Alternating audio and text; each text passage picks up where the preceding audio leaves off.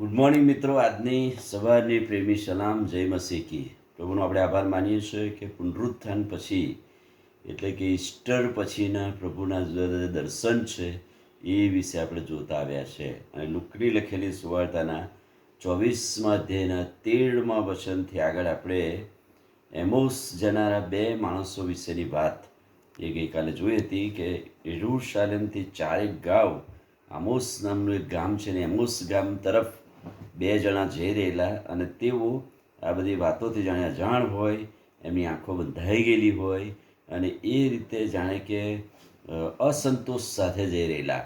પણ ત્યાં પ્રભુ અદૃશ્ય રીતે એમને દર્શન આપે છે. જો એમને એ બેને દર્શન ના આપ્યા હોત તો કદાચ એમોસ જતાં એમની પાસે પુનરુત્થાનનો સંદેશો ના હોત અને તેઓ કદાચ ગલત વાત જણાવત. પણ એમને જરૂર હતી કે તેઓ પુનરુત્થાનનો સંદેશો પ્રાપ્ત કરે અને એટલા માટે માર્ગમાં જતાં જતાં પ્રભુએ એમની સાથે વાત કરી અને ધર્મલેખોની વાત કરી, બાઇબલની વાત કરી, જૂના કરારની વાત કરીને ઈસુ કોણ છે ઓળખ આપી. અને બાઇબલ એમ કહે છે કે તેઓની આંખો ઉઘડી ગઈ. 31મું વચન, ત્યારે તેઓની આંખો ઉઘડી ગઈ અને તેઓ તેને ઓળખ્યો, પણ તે તેઓની દૃષ્ટિમાંથી અદૃશ્ય થઈ ગયો. અને ત્યાર પછી એમ કહે છે કે તેઓ મનમાં ખૂબ દુઃખી થયા. એમણે કહ્યું કે આપણા મન ઉલ્લાસિત થવા નહોતા જોઈતા. અને જ્યારે એમની પાસે પુનરુત્થાનનો સંદેશો પ્રાપ્ત થયો ત્યારે આ ગામમાંથી, એમોસમાંથી તેઓ ઉઠ્યા અને ઉઠીને પાછા યરૂશાલેમ ભણી આવ્યા.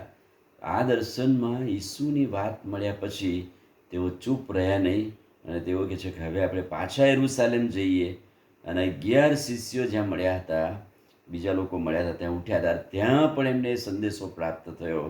તેઓ બધા કહેતા હતા કે ઈસુ ખરેખર ઉઠ્યો છે અને સિમોનને અને બહેનોને અને સ્ત્રીઓને દર્શન થયા છે. અને ફરીથી આ બંને જણને એ વાતની ખાતરી થઈ. ત્યારે તેઓએ પણ માર્ગમાં બનેલી વાત કે દર્શનનું વર્ણન કર્યું ને રોટલી ભાંગતા તેઓએ તેને ઓળખી બતાવ્યું, કહી બતાવ્યું. વાત આખું વર્ણન અહીંયા લખવામાં આવેલું છે. માટે આપણે પ્રભુનો આભાર માનીએ છીએ કે આ બે શિષ્યો, એમને દર્શન થયા અને દર્શન સાથે તેઓ એમોસ ગયા. એમોસથી પાછા યરૂશાલેમ આવ્યા અને શિષ્યોને ભાઈઓની સાથે રહીને ફરીથી તેઓ પુનરુત્થાનનો સંદેશો પ્રાપ્ત કર્યો. હવે ત્રીજી વાત એ કે ફરી પ્રભુ આ ટોળામાં અદૃશ્ય રીતે હાજર રહ્યા. પહેલી વખત આ બેની વચ્ચે હાજર રહ્યા હતા, રોટલી ભાંગીને ખાધી. બીજી વખત પ્રભુ એમને દર્શન આપે છે ત્યારે સાબિતી સ્વરૂપે માછલીનો ટુકડો તોડીને ખાય છે.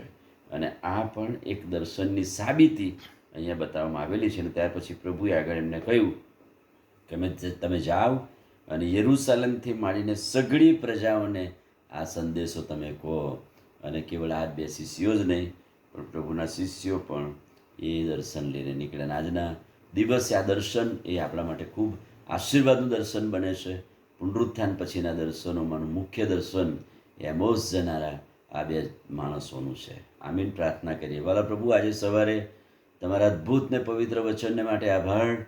અમે પણ ઘણી બધી વાર એમોસ તરફ જતા હોય એવો શુભ સંદેશ વગરના માણસો, પણ પ્રભુ એ પુનરુત્થાનનો સંદેશો પ્રાપ્ત કરીને પાછા યરૂશાલેમ આવ્યા અને યરૂશાલેમથી આખા વિશ્વને, જગતને એ સંદેશો પહોંચાડ્યો. આ વચનને માટે આભાર માનતા મારી પ્રાર્થના પ્રભુ ઈસુના નામમાં કરીએ છીએ. સાંભળો ને માન્ય કરો. આમીન. God bless you.